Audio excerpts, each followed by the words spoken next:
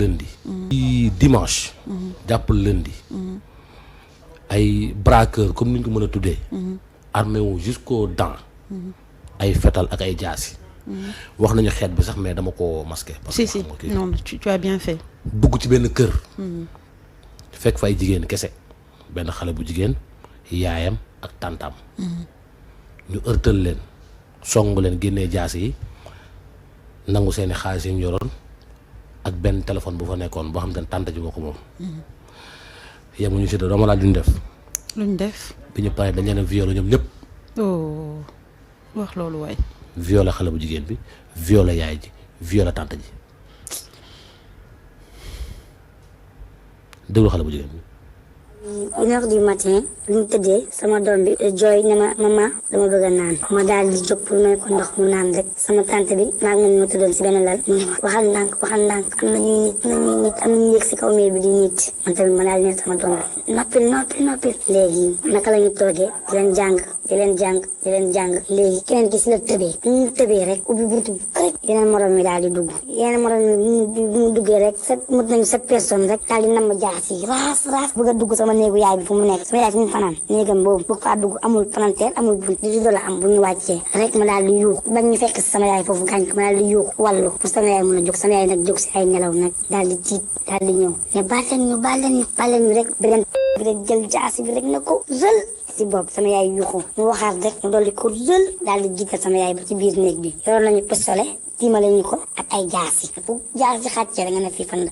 càpp ñu toroxal ñu di ñu dóor ba pare nañu génne leen xaalis wala ñu ray leen man li ma yoroon xaalis bi ma yoroon nag sama yaay xaalis bi ma dénkoon yëpp laa gàddu jox leen ko ñu ne ñu des na génne leen wala ñu ray leen ñu leen yorot ñu léegi lañu yor léegi daal ñu tiimale jaasi yi ak pistolet léegi ñu ne sama tante bi génne leen portable yi sama tante ne leen yoruñu portable waaye am leen bii rek laa yor bu ndaw bi léegi mu leen ko joxee léegi ñu commencé di yulli bagage yi suñu bagage yi di sànni tagg suñuy rideau tagg moustiquaire yi tagg lépp di yulli nañ suñu yére yi lépp daal ñu koy yulli léegi après sama yaay naan leen baal leen rek ñu tëdd leen daal di tëdd ñu siif ñu ñun ñëpp daal ñu siif 4 personnes ñoo ñu violé man ñaar ñoo ma violé sama tante benn sama yaay benn ci ma ñu jaxasi si put diñu ci démb bay lox diñu ci bay lox léegi bu ñu paree am na ci 30 minutes ci kër gi 1h ba 1h30 léegi bu ñu demee ma daal di jël sama portable rek daal di composé numéro gendarmerie fii bu noota guy jama ma daal di woote na ma wootee rek amul sax 5 minutes waa gendarmerie daal di egsi ñu ñëw